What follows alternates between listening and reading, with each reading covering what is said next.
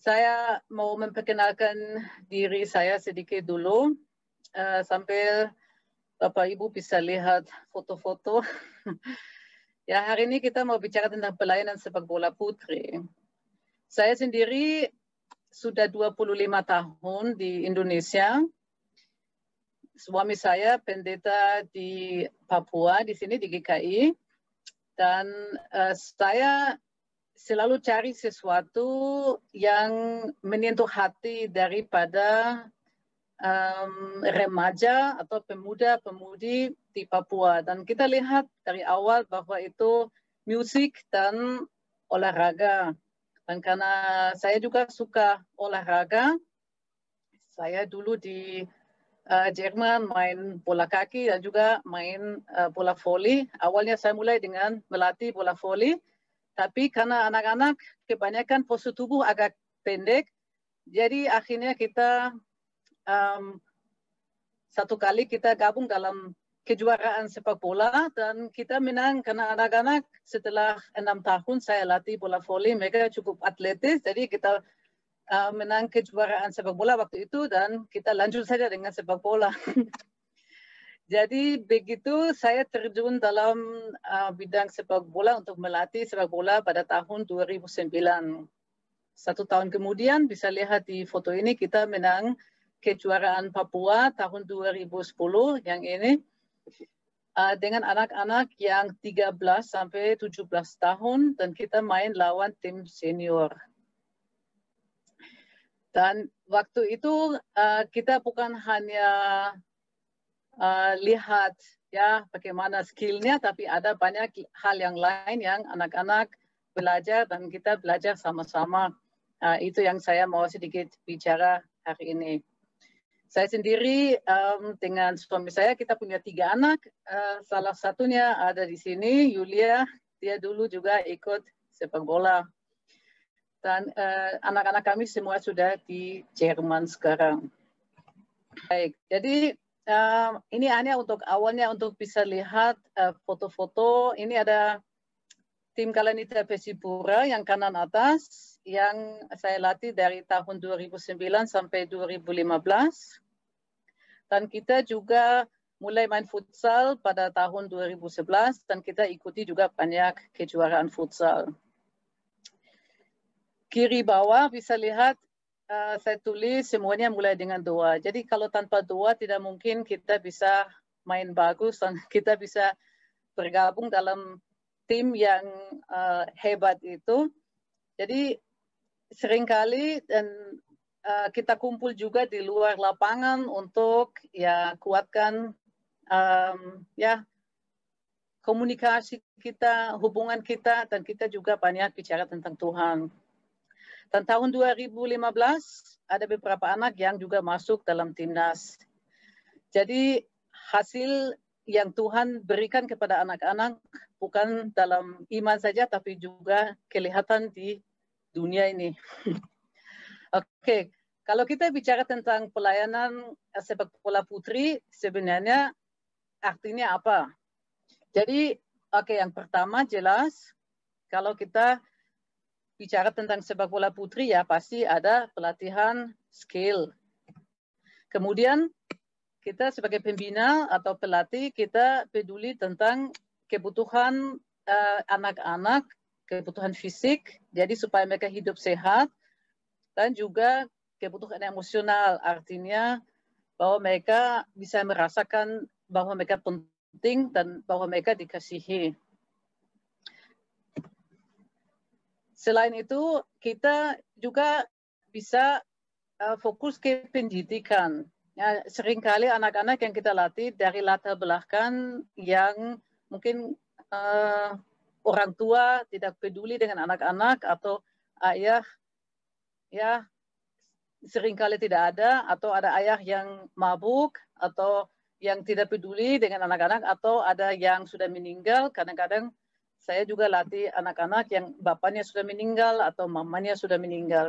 Jadi seringkali sebagai pelatih kita juga harus berikan pendidikan tambahan seperti figur mama dan atau ayah. Kalau ayah ya sebagai pelatih laki-laki, Kalau misalnya kadang-kadang saya ditanya apakah laki-laki juga bisa membina tim sepak bola putri? Ya bisa. Yang penting dia bisa berikan anak-anak figur teladan ayah yang baik. Yang berikut itu pembinaan karakter. Jadi kalau kita bicara tentang pelayanan sepak bola putri, kita juga mau membantu anak-anak supaya karakter mereka bisa dikuatkan. Nanti saya akan jelaskan lebih detail. Berikut, kita juga bisa mengajar mereka life skills. Life skills artinya kemampuan keterampilan apa yang bisa membantu mereka untuk nanti bisa dapat pekerjaan. Kalau misalnya salah satu keterampilan yang saya dulu ajari anak-anak untuk misalnya jualan, bagaimana bisa buat pembukuan sederhana kalau jual sesuatu, ya.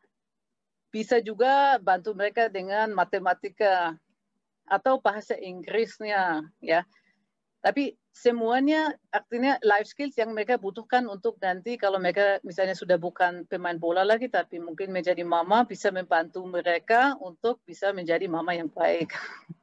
Dan bisa mungkin dapat pekerjaan. Terus kalau kita bicara pelayanan, ya pasti ada kita mau mengajar anak-anak norma-norma kehidupan orang percaya. Artinya apa?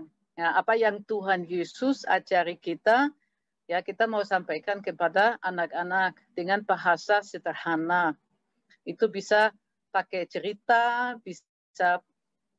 bisa baca Alkitab sama-sama, tapi asal jangan hanya baca Alkitab, tapi harus jelaskan kepada anak-anak karena mereka perlu mengerti. Jadi kadang-kadang bisa pakai 1-2 ayat saja, baru nanti jelaskan atau bicara dengan mereka. Kalau kita bicara tentang Tuhan dan tentang norma-norma kehidupan orang percaya, berarti artinya apa kalau kita percaya? Pasti anak-anak juga kadang-kadang tersentuh hati. Aduh, saya tidak hidup sesuai dengan itu. Mungkin saya perlu bertobat atau mungkin saya harus didoakan. Jadi bagus kalau ada pembina yang bisa tawarkan doa untuk anak-anak kalau mereka sudah terbuka untuk mau didoakan. Itu tidak pernah bisa dipaksakan, jadi kita harus berikan mereka masukan, tapi kita bisa tawarkan, tapi kita tidak bisa paksakan. Jadi kita harus tunggu kalau anak-anak siap, supaya mereka bisa terbuka, ya mereka bisa datang dan kita bisa dengar keluhan mereka dan bicara dengan mereka. Yang penting mereka harus merasa aman. Jadi kita sebagai pembina atau konselor tidak pernah boleh bicarakan hal-hal yang mereka sampaikan kepada kita dengan orang lain. Juga tidak boleh bicara dengan orang lain macam seperti, aduh anak itu punya masalah ini, tolong doakan dia. Tidak boleh.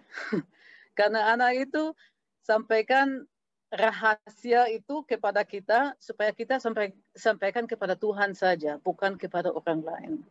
Dan dia harus bisa merasa aman. Apalagi di lingkungan mereka sering alami bahwa apa yang mereka cerita ke satu orang, nanti orang itu cerita ke orang lain, dan mereka juga sudah sering disakiti hati karena pengalaman itu.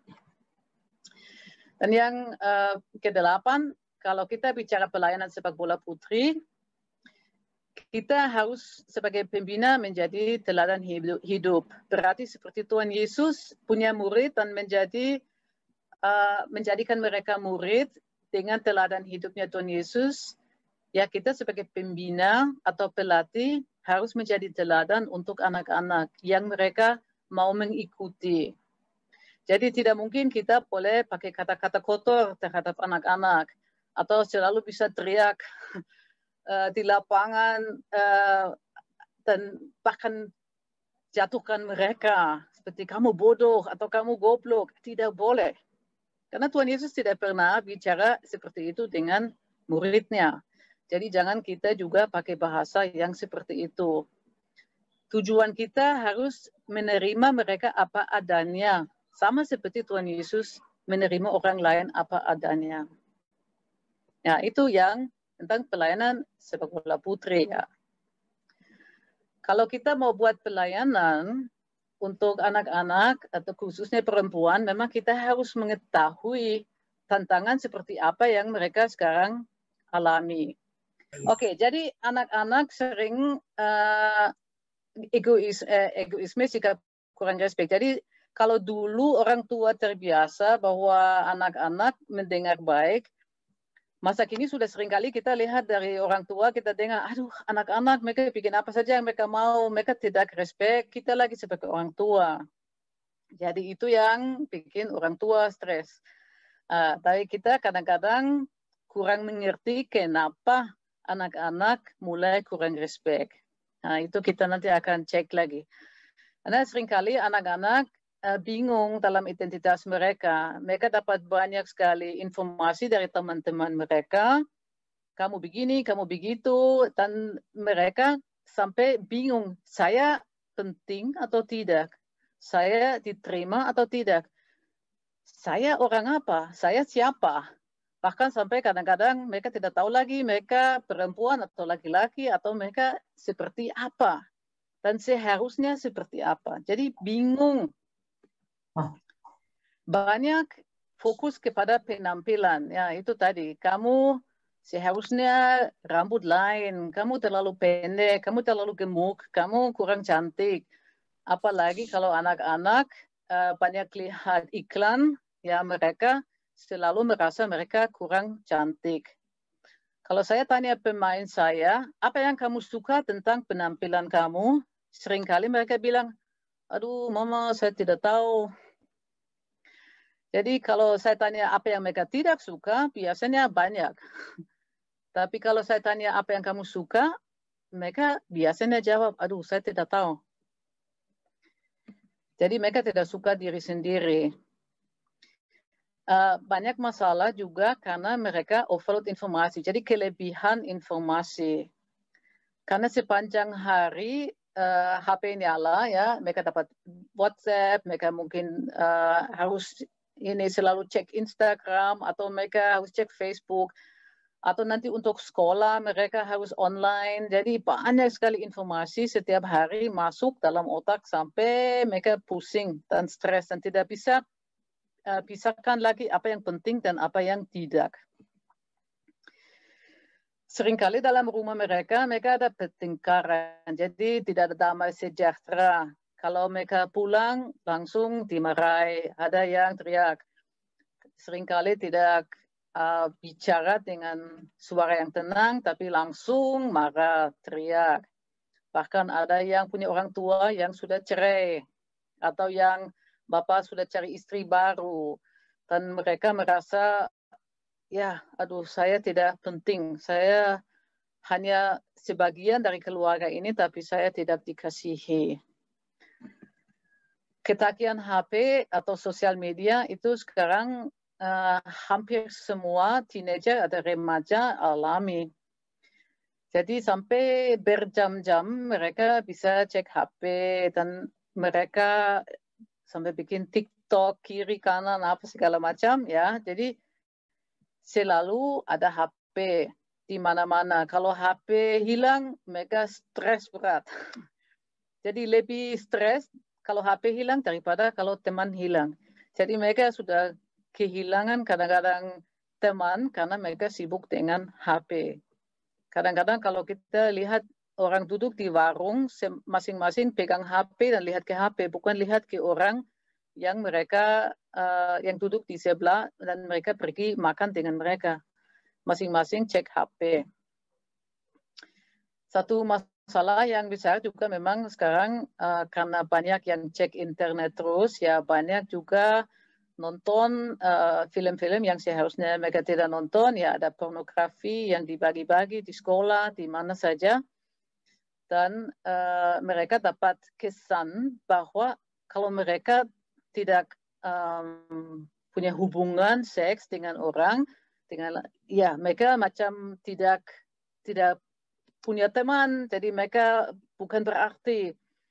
Jadi mereka terjun dalam ya satu kelompok yang ajar mereka untuk misalnya minum atau mereka rokok, nanti dibilang kamu tidak keren kalau kamu tidak ikut. Terus nanti kalau sudah minum sedikit ya nanti bisa gampang untuk diajak untuk bisa hubungan seks, baru nanti tiba-tiba mereka hamil. Nah, seringkali terjadi kehamilan sebelum 16 tahun. Nah, nanti mereka stres, pikir tentang aborsi, atau mungkin punya anak sebelum menikah. Jadi nanti mereka merasa bersalah lagi, atau stres lagi, atau keluarga marah lagi. Jadi itu sangat stres, tapi awalnya mungkin sering karena salah teman.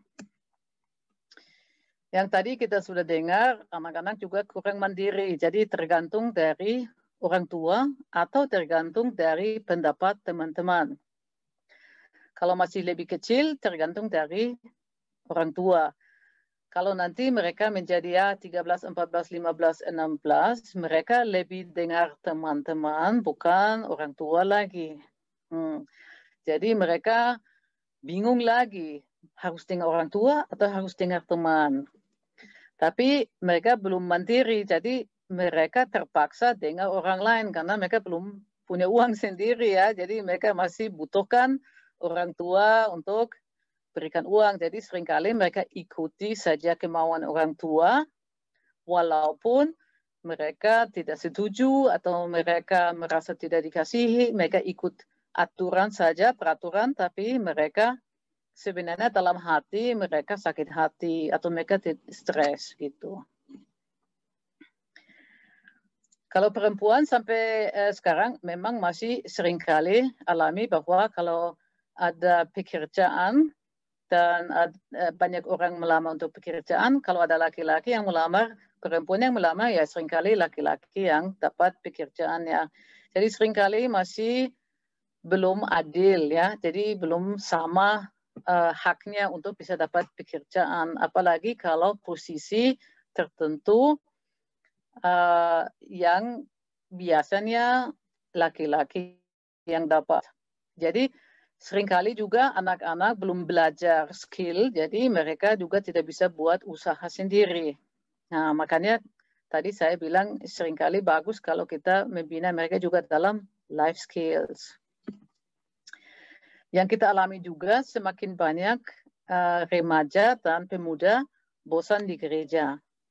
Mereka masih ikuti ibadah, tapi sebenarnya dalam hati mereka bosan. Karena mereka sudah terbiasa dengan HP, sosial media, selalu ada perubahan, ada banyak hal, banyak informasi yang mereka dapat dalam waktu singkat, dan mereka bisa matikan atau nyalakan sesuai dengan mereka mau. Tapi kalau mereka di ibadah, di gereja, ya mereka harus duduk diam, dan mereka tidak boleh bicara dengan teman,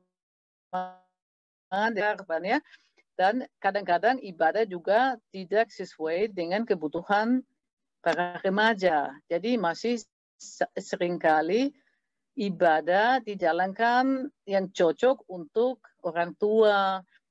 Jadi anak-anak sering merasa atau remaja sering merasa bosan. Dan mereka bukan hanya pikir bahwa gereja bosan, tapi mereka juga pikir bahwa Tuhan bosan.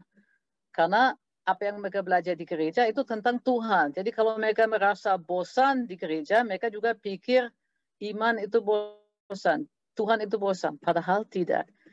Jadi kita harus cari cara yang kreatif untuk bisa buktikan kepada anak-anak bahwa Tuhan memang tidak bosan, sangat tidak bosan.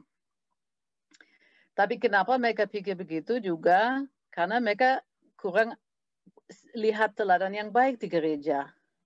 Malah di gereja seringkali orang tidak menjadi teladan yang baik untuk remaja.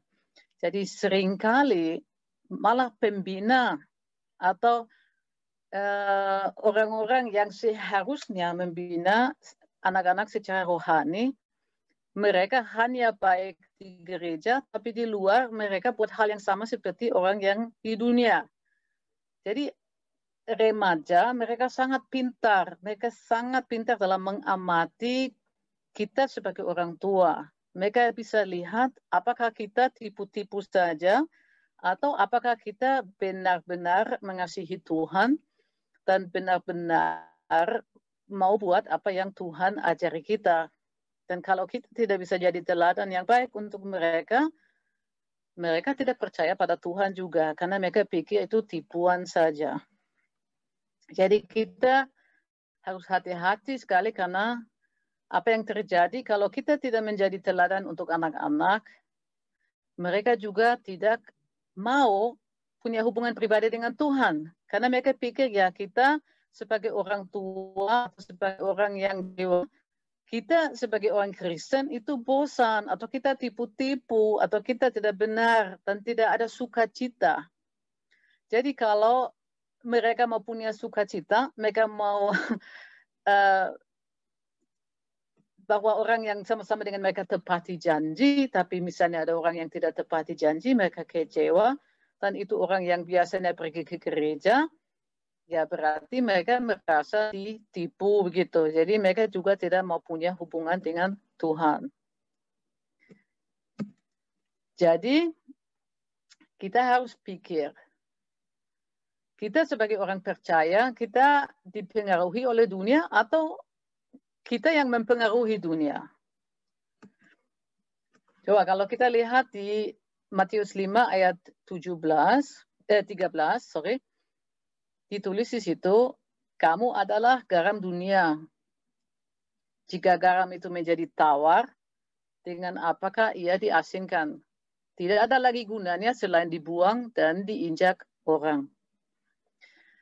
Dan di Matius 5, 14-16 itu tentang terang dunia.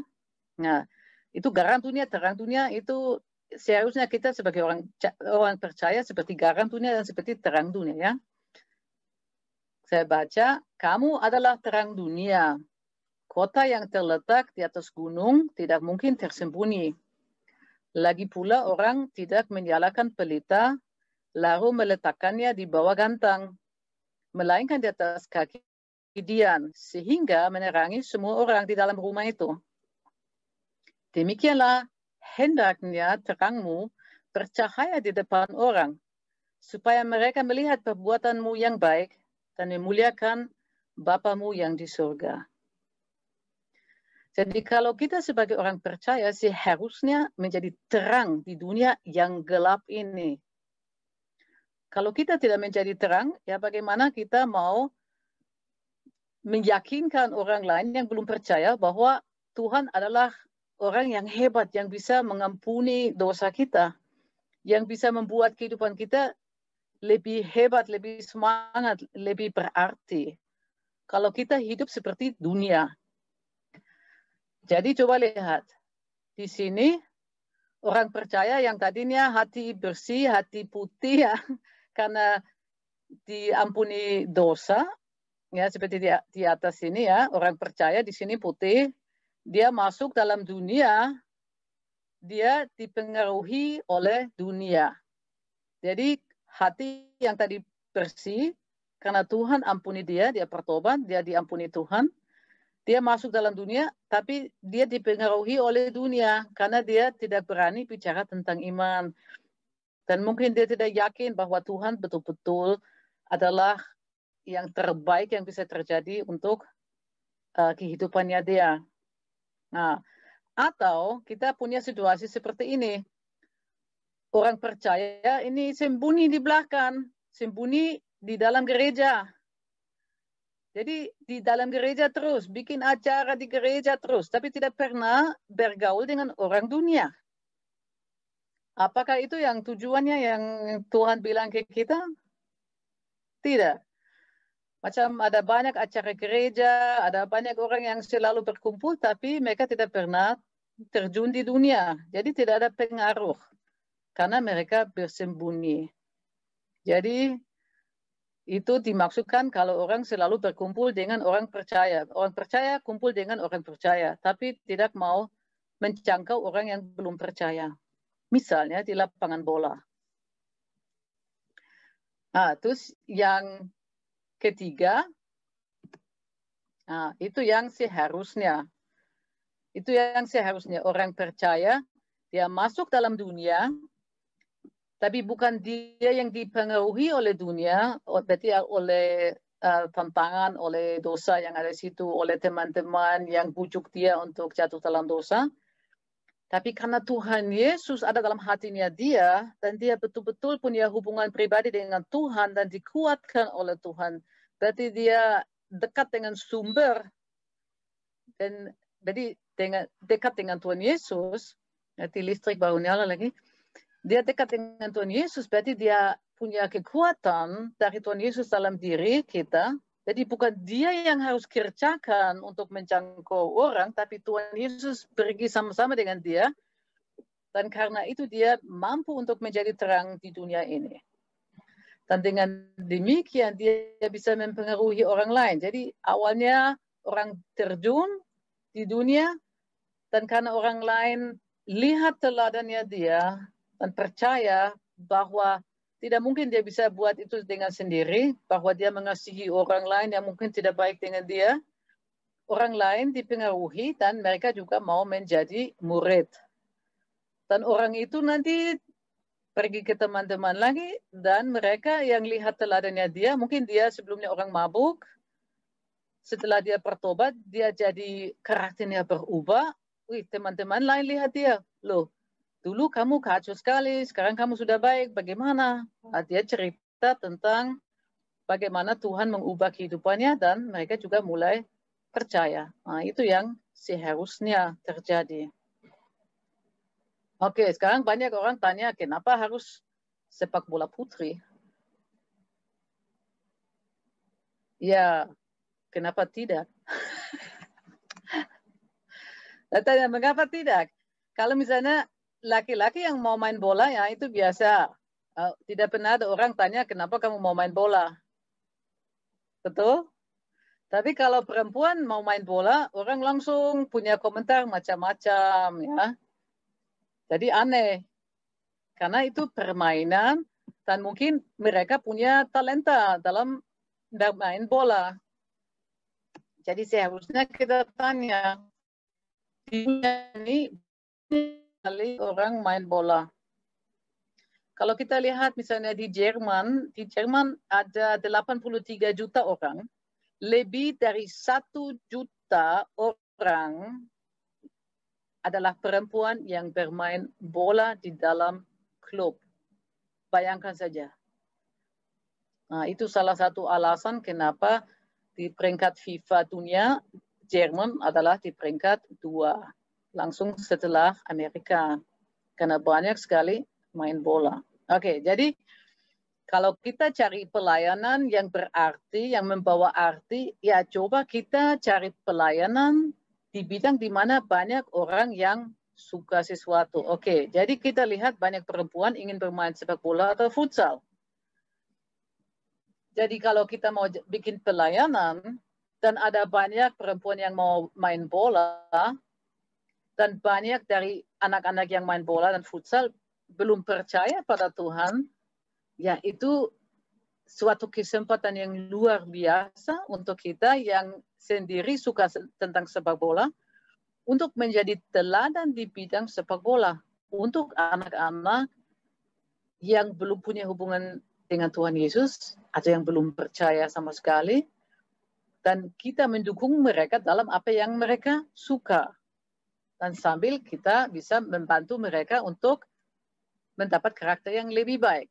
Jadi pelayanan sepak bola bisa mempengaruhi karakter dari pemain putri dengan baik. Nah, itu bagaimana kita bisa mempengaruhi karakter.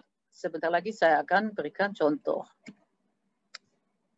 Nah, kemudian kita bisa lihat pemain putri rindu untuk mendapat kesempatan yang sama seperti laki-laki.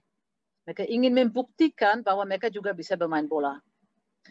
Saya buat interview dengan banyak pemain. Nah, juga untuk waktu saya buat persiapan untuk seminar ini, saya bicara dengan pelatih, saya bicara dengan pemain profesional, saya bicara dengan pemain bukan profesional. Saya malah bicara dengan teman saya yang adalah pelatih timnas Korea Selatan. Saya bicara dengan pemain Bundesliga di Jerman yang saya dulu latih, yang jadi juara Eropa dan ikuti Piala Dunia. Dan semuanya bilang yang sama. Kita mau dapat kesempatan yang sama seperti laki-laki, kita mau tunjukkan bahwa kita juga bisa main bola. Nah, kalau mereka punya kerinduan seperti itu, kenapa kita bantu mereka untuk mencapai sukses dalam bidang di mana mereka punya kerinduan? Satu hal lagi, para pemain putri bisa membawa teman-teman mereka yang belum percaya untuk bergabung dalam tim. Coba, apakah lebih gampang untuk anak perempuan dia ajak teman ke gereja kalau dia sendiri merasa ibadahnya bosan? Atau apakah lebih gampang untuk dia untuk ajak teman-teman ke lapangan bola? Ya pasti lapangan bola lebih gampang. Ya pasti jauh lebih gampang. Kalau di situ ada pelatih atau pembina yang mengasihi Tuhan, bisa menjadi teladan untuk mereka, dan mereka lihat, oh itu baik sekali. Mereka lihat ada teman-teman yang juga pemain yang percaya pada Tuhan, ya pasti kalau mereka menikmati main bola, nanti mereka mau habiskan waktu lebih banyak dengan teman-teman itu. Dan mereka mungkin nanti bisa juga diajak untuk ya, kalau ada acara gereja. Tapi jangan harap bahwa mereka datang dengan sendirinya ke gereja. Harus ada teladan yang baik dulu. Yang berikut, tanda dan kerinduan hati dari para perempuan harus diperhatikan dan didukung oleh orang tua dan jemaat. Banyak sekali perempuan merasa bahwa orang tua mereka tidak peduli dengan kerinduan mereka. Mereka mau main bola, di mana saja mereka ada, mereka pegang bola. Tapi orang tua tidak mau. Orang tua tidak mau mereka main bola. Kenapa? Ya, perempuan tidak boleh main bola. Tidak usah. Nanti kamu ini masak saja, kamu cukup bersihkan rumah, kamu cari suami, nanti punya anak, nah itu saja cukup. Tapi anak itu masih muda. Dia punya kerinduan itu. Coba kalau dia bisa main bola, pasti nanti orang tua, ya kalau orang tua berikan izin ke dia untuk main bola, ya nanti dia juga mungkin lebih semangat untuk dengar orang tua atau lebih respect orang tua. Karena orang tua sudah mendukung anaknya. Anak itu sudah berasa dikasihi oleh orang tua karena mereka mendukung dia dalam bermain bola. Jadi pasti anak itu juga nanti lebih mengasihi orang tua karena mereka sudah mendukung. Jadi kalau orang tua tidak mau supaya anak-anak lebih respect, ya coba orang tua juga kadang-kadang harus mendengar keluhan anak-anak dan kerinduan dari anak-anak. Bukan hanya selalu suruh mereka buat sesuatu yang mereka tidak mau. Dan juga yang sangat penting untuk orang tua yang mau supaya anak-anak mereka dapat pendidikan, dan seringkali orang tua bilang juga, tidak usah, kamu belajar saja, tidak usah main bola. Oke, tapi juga kalau anak-anak yang punya talenta bisa main bola dengan sangat baik, ada kesempatan untuk mereka malah bisa dapat beasiswa untuk mereka bisa kuliah. Ya, 3 anak ini tinggal dengan keluarga kami di Malang selama 3 tahun. Setelah 3 tahun itu, 2 anak, ini Erma, ini Elin, mendapat beasiswa untuk kuliah di Amerika. Mengapa? Karena mereka telah main di Timnas Indonesia tahun 2015. Dan mereka, waktu mereka di sekolah di Malang, di Karis, mereka membantu sekolah itu untuk menang banyak kejuaraan. Jadi sekolah itu punya hubungan dengan universitas di Amerika, ya orang dari Amerika datang, mereka bilang, oh anak-anak ini hebat. Mereka bisa melamar untuk bisa dapat beasiswa. Nah, pada akhirnya anak-anak itu karena sudah diberikan izin untuk kuliah di Amerika, mereka dapat beasiswa dari pemerintah Papua untuk pergi kuliah. Anak ini yang di tengah juga sebenarnya dapat kesempatan, tapi dia tidak mau belajar bahasa Inggris. Aduh, waktu itu saya pikir, aduh, kenapa tidak mau belajar bahasa Inggris? Gampang saja. Makanya sekarang saya bilang ke semua anak-anak yang saya latih, kalau kamu mau jadi pemain timnas, kalau kamu mau menjadi pemain profesional, kamu harus mulai belajar bahasa Inggris. Baik, tadi saya bilang saya akan jelaskan sedikit lebih detail bagaimana kehidupan atau karakter dari seorang perempuan dapat dipengaruhi, bukan perempuan saja, laki-laki juga, tapi kalau kita bicara tentang pelayanan sepak bola putri, ya itu yang bagaimana bisa kehidupan anak-anak bisa dipengaruhi. Baik, oke. Bagaimana kehidupan atau karakter dapat dipengaruhi secara positif melalui pelayanan sepak bola putri? Oke, yang pertama, motivasi untuk belajar hal yang baru. Anak-anak kalau kita melatih mereka, dari awal mereka tidak tahu skill dengan baik, mereka harus belajar. Kalau kita membina mereka, mereka bisa belajar banyak hal baru yang sebelumnya mereka belum tahu. Apakah itu di lapangan bola, apakah itu tentang sikap terhadap orang lain, apakah itu tentang respect, belajar sesuatu tentang firman Tuhan, mereka belajar sesuatu tentang banyak yang mereka bisa belajar. Dan kalau itu digabung dengan sepak bola, mereka sudah motivasi untuk main sepak bola, ya mereka langsung juga ada motivasi lebih untuk belajar hal yang lain. Percaya saya, ada banyak pengalaman. Yang kedua, penguatan identitas kepribadian. Kalau kita sebagai pembina, buktikan kepada anak-anak melalui teladan yang baik, melalui bagaimana kita bicara dengan mereka. Kita menawarkan konseling, kita peduli dengan mereka, kita baik dengan mereka. Mereka lihat bahwa mereka berarti, mereka lihat bahwa mereka dikasihi. Jadi itu langsung menguatkan harga diri mereka. Dan kalau harga diri mereka dikuatkan, mereka juga tidak terlalu perlu peduli dengan pendapat orang lain. Tapi ingat bahwa kita selalu harus arahkan anak-anak ke Tuhan Yesus, bukan kepada kita sendiri. Jadi jangan coba-coba untuk mau dikasihi oleh semua pemain, tapi coba untuk mereka mulai menentukan. Karena Bapa yang berikan dia identitas sebagai anak Tuhan. Bagaimana kita bisa membantu, mempengaruhi kehidupan anak-anak dengan baik? Ya pasti kalau kita berikan yang terbaik untuk membantu mereka, untuk mereka bisa kembangkan talenta mereka sebagai pemain bola, ya pasti nanti akan ada sukses kalau mereka secara kontinu belajar skill yang baru, mereka pasti bisa kembangkan talenta mereka dan nanti akan pasti mereka alami sukses kalau mereka punya talenta. Dan mereka, kalau mereka tidak punya talenta, karena kita mungkin ambil keputusan untuk mulai dengan tim pemula, itu tidak apa-apa. Itu sukses juga kalau mereka bergabung dalam satu tim dan mereka tidak berkelahi atau saling jatuhkan. Itu juga sudah sukses, ya. Jadi bukan hanya dilihat harus menjadi pemain timnas.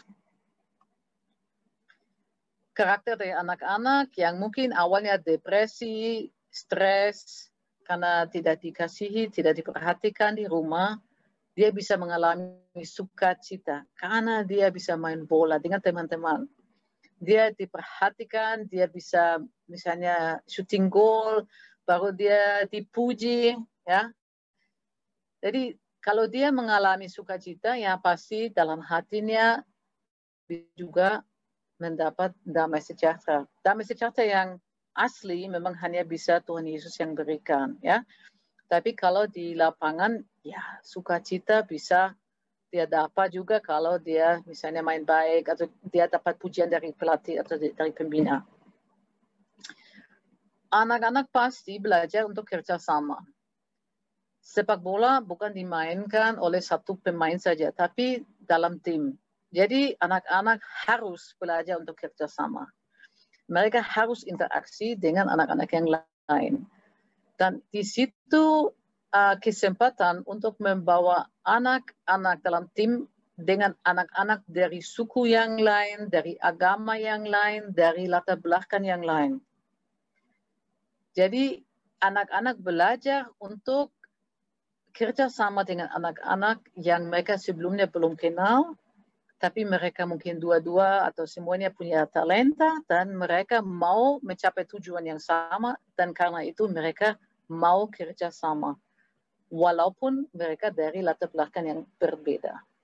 Nah, itu seringkali orang dewasa seharusnya dengar itu baik-baik kalau di tempat kerja harus juga bersedia untuk bekerja sama dengan orang lain dari latar belakang apapun. Bagaimana kita bisa bisa mempengaruhi karakter lain lagi? Ya, kita membantu anak-anak untuk ambil keputusan yang baik. Kalau anak-anak itu sudah tahu bahwa di lapangan bola mereka punya teman-teman dan ada pelatih yang peduli dengan mereka, dan mereka dapat perhatian, mereka tidak membutuhkan perhatian dari teman-teman yang tidak baik. Yang mau mengajak mereka minum, mabuk, atau yang mengajak mereka rokok, atau seks bebas, atau macam-macam, atau nonton film-film yang tidak baik. Kalau mereka diterima, dikasihi, dan mereka menikmati main bola sama-sama, mereka juga bisa ambil keputusan yang baik dan untuk tolak kalau mereka diundang untuk ikut acara yang aneh-aneh, yang tidak baik untuk mereka. Hal yang lain itu anak-anak bisa belajar untuk berkorban. Karena kalau kita mau jadi pemain ya, kita harus korbankan banyak waktu untuk ikut latihan. Dan mungkin juga ada anak yang lain yang tidak tahu bagaimana dia bisa pergi latihan. Ya, mungkin ada satu anak bisa ajak anak yang lain untuk satu punya motor, dia bisa jemput anak yang lain. Di lapangan juga belajar untuk saling membantu. Ada yang jatuh, ya kita ajak anak-anak tidak perlu ketawa kalau ada yang jatuh, tapi bisa bantu dia untuk berdiri lagi, tanya dia bagaimana kabar kamu, baik-baik kah? Kalau di dunia ini ada satu yang jatuh, yang lain ketawa, bikin dia lebih stres lagi. Dalam tim bola kita harus cari solusi dalam tim. Jadi tim lawan bikin gol duluan, ya kita harus cari solusi bagaimana kita bisa buat lebih banyak gol daripada mereka supaya nanti kita bisa menang. Jadi mereka harus duduk sama-sama, misalnya setelah babak pertama, ya mereka harus bicara sama-sama, tidak boleh saling marah, tidak boleh saling jatuhkan, bilang kamu yang salah, ya itu yang kebanyakan orang suka, cari kesalahan di orang lain. Nah itu tidak membantu. Kalau semua marah dengan yang lain, mereka tetap tidak akan menang. Jadi mereka harus mencari solusi dalam tim bagaimana mereka bisa menang. Jadi bisa bikin gol, jadi harus bicara tenang dan bisa mencari solusi, bukan hanya diskusi siapa yang salah. Hal yang lainnya yang anak-anak belajar untuk rajin bekerja keras, dan untuk berikan yang terbaik. Saya selalu bilang ke anak-anak, bukan pertandingan saja yang menentukan, tapi saya mau melihat bahwa kamu berikan yang terbaik pada setiap kali latihan. Anak-anak yang siap untuk berikan yang terbaik pada saat latihan, dia yang benar-benar bisa jadi pemain yang hebat. Banyak pemain malas pada saat latihan, nanti pada saat pertandingan tiba-tiba mereka semangat. Itu ada karakter yang salah. Ya, karena setiap latihan itu kesempatan untuk bisa menjadi teladan untuk teman-teman, dan hanya kalau semua berikan yang terbaik, tim bisa maju. Dan kalau kita ajari anak-anak juga untuk misalnya life skills atau yang lain, ya mereka juga belajar, ya tidak boleh malas-malas. Ya, saya misalnya biasa tawarkan ke anak-anak yang tidak punya sepatu bola, ya oke, kamu bisa datang, bisa sapu halaman, ya nanti beberapa jam, ya misalnya kamu dapat 15.000, saya catat 1 jam, nilainya 15.000. Kalau kamu datang sekian banyak jam, ya nanti kamu bisa dapat sepatu bola yang nilainya seperti itu. Supaya anak-anak belajar bukan uang jatuh dari langit, atau harap-harap saja, minta-minta saja. Tapi supaya mereka belajar bahwa harus ada juga kerja keras kalau kita mau dapat sukses atau hasil. Nah itu dalam kehidupan juga seperti itu. Tim bola belajar, kalau mereka malas latihan ya juga tidak bisa menjadi pemain timnas. Atau juga tim tidak bisa menang. Gampang begitu. Kedengaran gampang semuanya, tapi untuk jalankan ya itu lain cerita ya. Anak-anak juga belajar untuk mengatasi konflik, saling mengampuni. Ya pasti dalam tim terjadi konflik. Tapi kalau kita sebagai pembina sudah belajar bahwa kita harus saling mengampuni dan kita harus ampuni orang lain juga, dan kita bersedia sebagai pembina untuk mengampuni orang lain, kita bisa menjadi teladan untuk anak-anak, untuk mereka belajar untuk saling mengampuni. Kalau anak-anak lihat kita sebagai pembina atau pelatih selalu bicarakan orang lain dengan tidak baik, atau kita marah-marah orang lain, dan kita pakai kata kotor lagi, atau kita tidak mau mengampuni orang lain, ya mereka juga tidak akan belajar untuk saling mengampuni. Tapi kalau kita menjadi teladan bagi mereka untuk kita mengampuni mereka kalau mereka buat salah, kita berikan kesempatan yang baru lagi, dan kita juga tidak menjatuhkan atau bicarakan orang lain dengan tidak baik, ya mereka belajar, oh bisa juga atasi konflik seperti itu. Yang berikut, anak-anak belajar untuk buat rencana. Seringkali mereka hanya ya dari hari ini ke besok mereka hidup, ya mereka belum tahu nanti minggu depan mereka buat apa, ya. Kalau kita main bola, kita harus punya strategi, kita harus tahu lawan kita kira-kira kekuatan seperti apa. Nah, kita harus buat strategi untuk bisa melawan. Nah, dalam kehidupan kita punya lawan iblis, ya kita harus punya strategi bagaimana cara lawan dia. Dan anak-anak bisa belajar dari lapangan bola, ada lawan, kita perlu strategi untuk melawan lawan. Mereka juga bisa belajar untuk kehidupan, ya Tuhan Yesus sama-sama dengan kita, ada lawan, kalau kita sama Tuhan, ya kita bisa lebih kuat daripada iblis. Nah, harus ada strategi, ya lebih baik kita berdoa, kita punya hubungan baik dengan Tuhan, kita baca firman Tuhan untuk kuatkan kita, baru kita siap untuk terjun di lapangan. Lapangan itu di mana saja saya ada di luar sana, karena selalu ada iblis yang mau jatuhkan saya. Nah, anak-anak bisa belajar strategi untuk melawan iblis. Ayat kesukaan saya, anak-anak semua tahu, Yakobus 4 ayat 7. Ya, Yakobus 4 ayat 7. Jangan pernah lupa, mari coba catat baik-baik. Tunduklah kepada Allah dan lawanlah iblis, maka dia akan lari daripadamu. Jadi kalau kita punya strategi baik, kita dekati Tuhan, kita lawan iblis, iblis akan lari. Nah, itu saya selalu pakai untuk kasih semangat kepada anak-anak. Kalau kita sama-sama dengan Tuhan, kita bisa melawan iblis, tapi kalau kita sendiri, gagal. Oke, yang berikut, anak-anak belajar tanggung jawab atau tepati janji.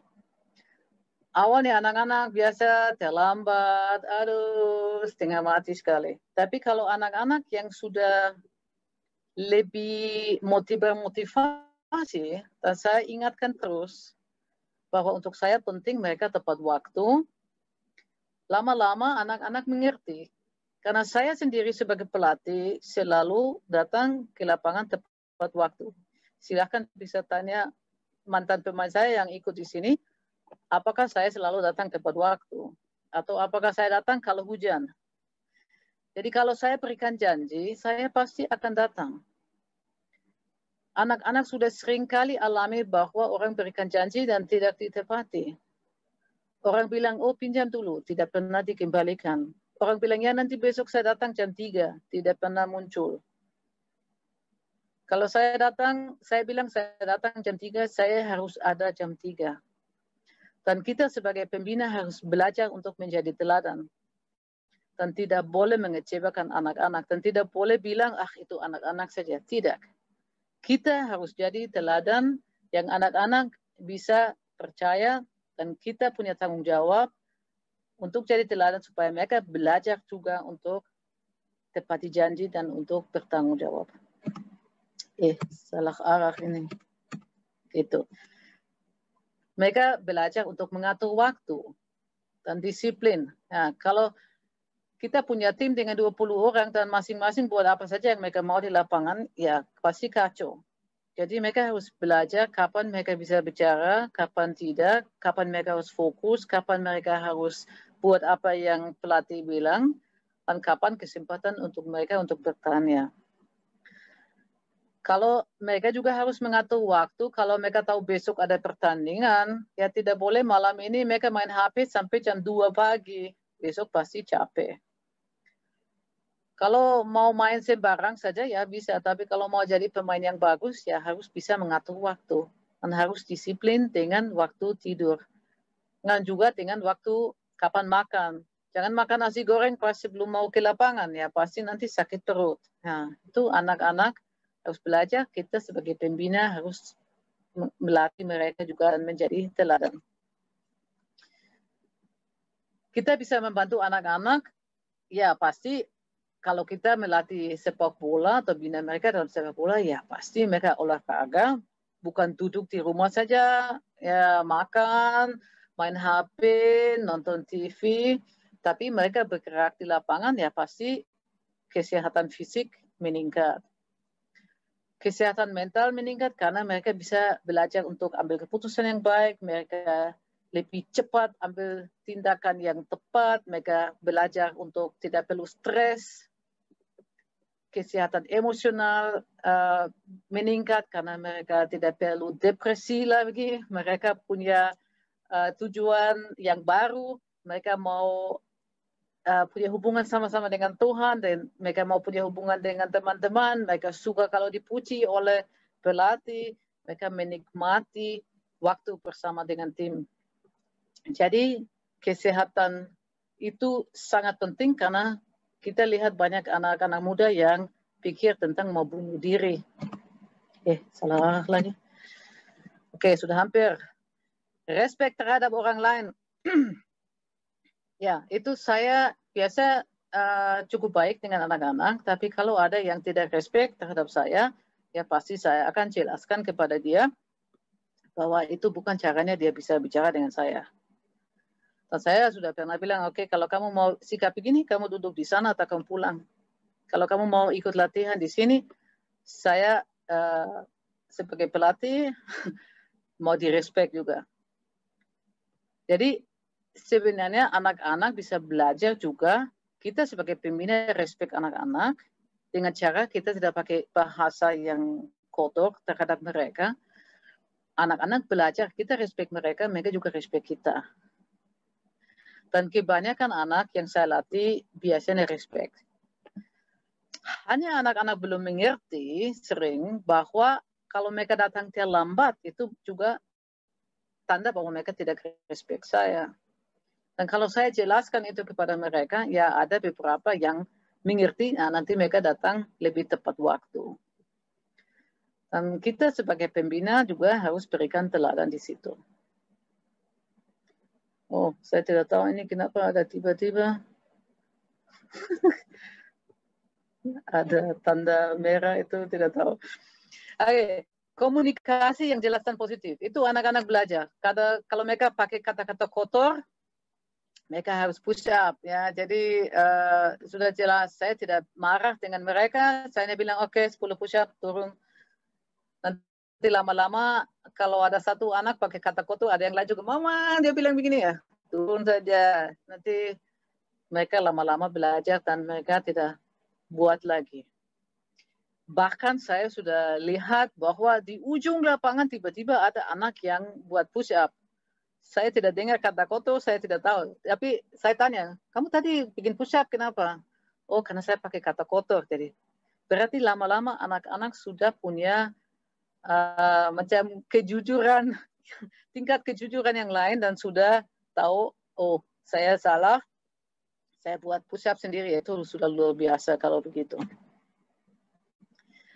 Anak-anak juga belajar untuk berpikir kritis. Anak-anak kalau mereka sudah ikut latihan, nanti mereka main dalam tim yang lain, misalnya karena dipanggil untuk tim PON atau timnas, dan sebelumnya mereka sudah dapat latihan dengan pelatih yang peduli dengan mereka, mereka sudah bisa menilai, oh latihan ini seperti apa, seharusnya seperti ini, kenapa di sini lain, dan mereka mulai bertanya. Jadi kita mau, kalau kita mau punya pemain yang bagus, kita mau supaya anak-anak berani untuk bertanya. Saya selalu bilang ke anak-anak, kalau ada sesuatu, ya kamu silahkan bisa tanya. Kalau mereka tidak berani tanya, itu salah sendiri ya. Saya tidak pernah marah dengan anak-anak kalau mereka tanya sesuatu. Nah itu, tapi anak-anak belajar di sekolah, kalau mereka tanya, orang lain bilang, kamu bodoh kan? Kenapa kamu tidak tahu? Nah itu salah. Seharusnya kita mengerti bahwa anak-anak yang bertanya banyak, itu anak-anak yang pintar, karena mereka ingin tahu. Jadi kita seharusnya mendukung dan mendorong anak-anak kalau mereka banyak bertanya. Sangat bagus. Saya lebih stres kalau anak-anak selalu diam saja. Kalau saya tanya, kamu bagaimana kabar? Ah, baik mama, baik mama. Ah, itu pasti tidak benar. Karena mereka sudah pikir, mereka bicara apa yang mereka pikir kita mau dengar. Padahal tidak benar. Nah, itu kita harus tanya lagi. Yang benar bagaimana? Anak-anak belajar untuk menjadi pemimpin. Mereka lebih percaya diri. Wah, bayangkan ini anak-anak yang sebelumnya belum bisa tendang bola dengan baik, tiba-tiba bisa bikin gol.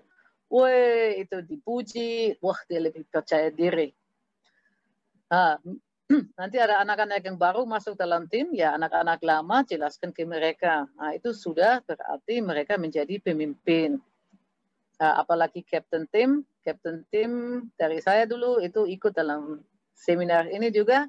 Nah, dia juga harus belajar untuk lebih berani bicara. Nah, dia belajar lebih berani bicara karena dia jadi captain.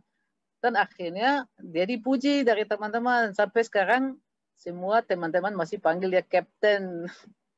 Betul itu ya? Oke.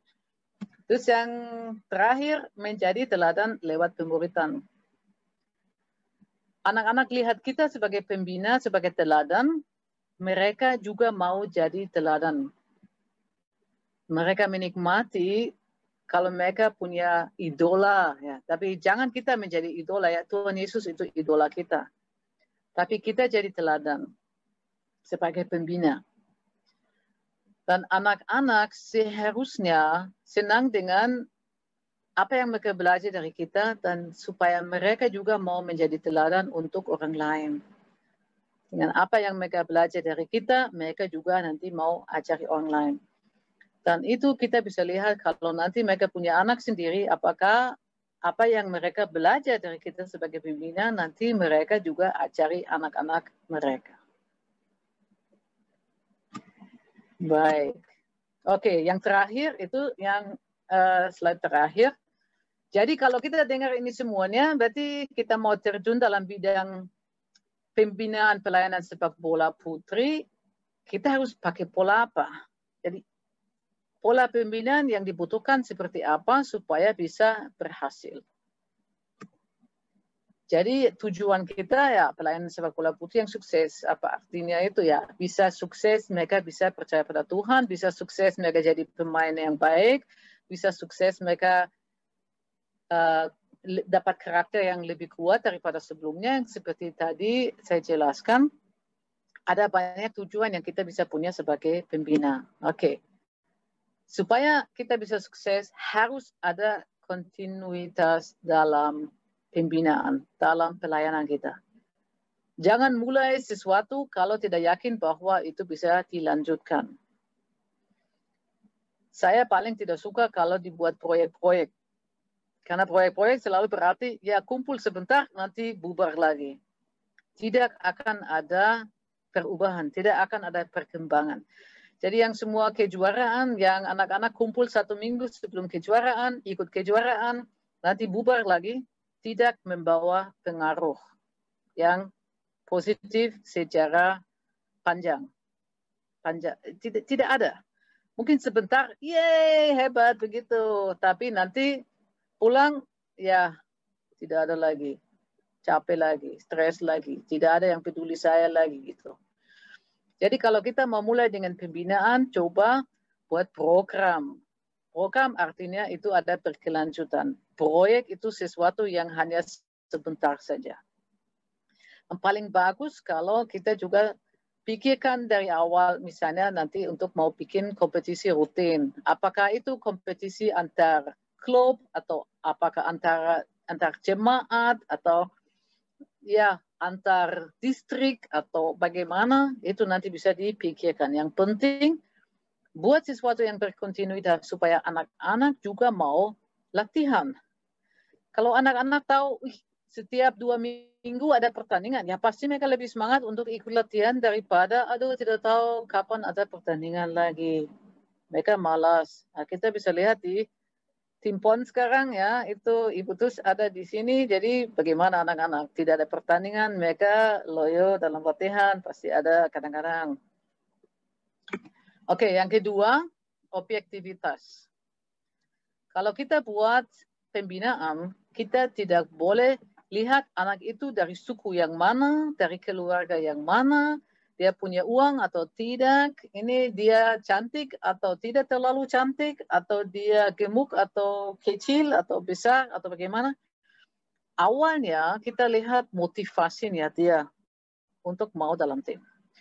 Jadi kalau kita punya banyak anak yang mau main tapi tidak punya talenta, ya berarti mungkin kita harus buat tim pemula. Kalau kita punya anak-anak banyak yang punya talenta, ya kita buat tim kompetitif. Dan kalau kita punya banyak sekali anak, ada beberapa yang punya talenta dan beberapa yang tidak, ya kita bisa buat dua-dua. Jadi satu tim yang kompetitif, yang ikut kejuaraan, yang satu yang hanya main karena semangat. Baik, yang berikut itu sarana kepelatihan. Jadi kalau kita mau mulai dengan pembinaan, pelayanan sepak bola, ya memang kita harus pikir dulu. Kita nanti main di mana, apakah ada bola, kalau belum ada bola, kita dapat bola dari mana. Gawangnya mungkin pada awal belum terlalu penting, tapi nanti kalau kita mau main lebih sering, ya pasti nanti kita juga perlu gawang, kita dapat cones atau rompi di mana, kita bisa pinjam dulu. Ya, kalau belum ada uang, ya mungkin kita bisa tanya ke klub atau ke tim yang lain, kita mungkin pakai hari yang mereka tidak ada latihan, bisa pinjam. Yang penting nanti kembalikan dalam utuh ya, apa bentuk yang utuh ya, bukan nanti kita bikin rusak barang.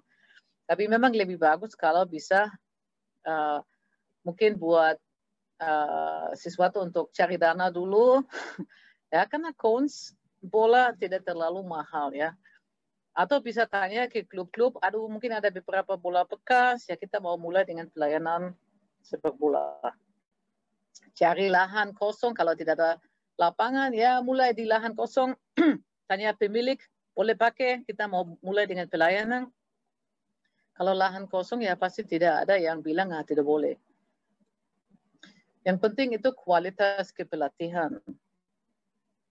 Jadi jangan tentukan orang yang tidak punya kemauan untuk melayani dan tidak punya kemampuan untuk melayani di dalam pembinaan untuk sepak bola putri. Jangan juga taruh orang yang pakai kata-kata kotor, yang sering mabuk, yang hanya kadang-kadang baik di lapangan, tapi kadang-kadang dia juga mabuk atau bikin kacau. Ya jangan pakai orang seperti itu.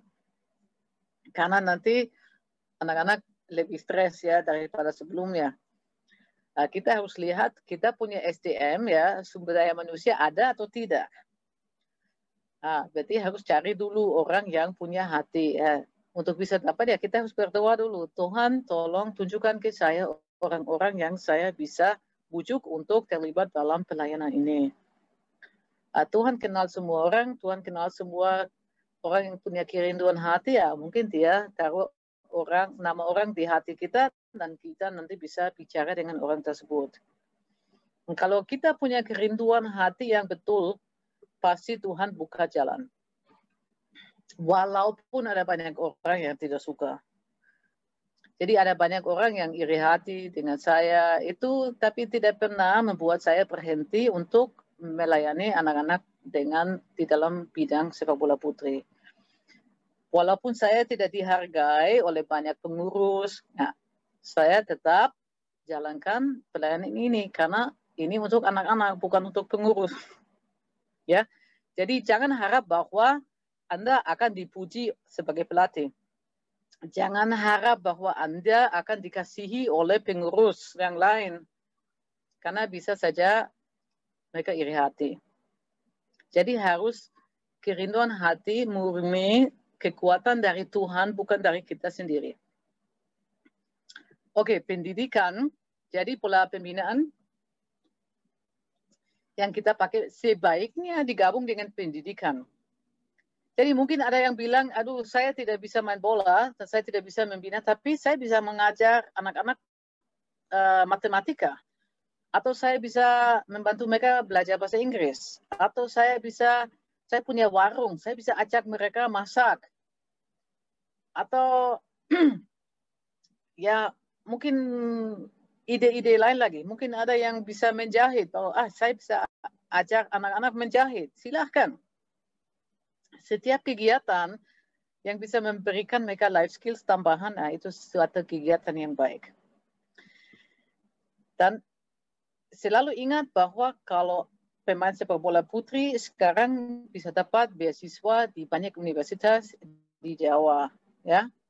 Ada liga mahasiswa banyak yang nanti bisa dapat beasiswa kalau mereka main dengan bagus. Jadi lebih baik, lebih awal kita mulai membina mereka, membantu mereka supaya pendidikan mereka bisa lancar. Dan yang terakhir, kita mau buat pelayanan, jadi kita harus tawarkan pembinaan, counseling, mentoring, life skills. Tidak bisa dipaksakan, tapi ditawarkan.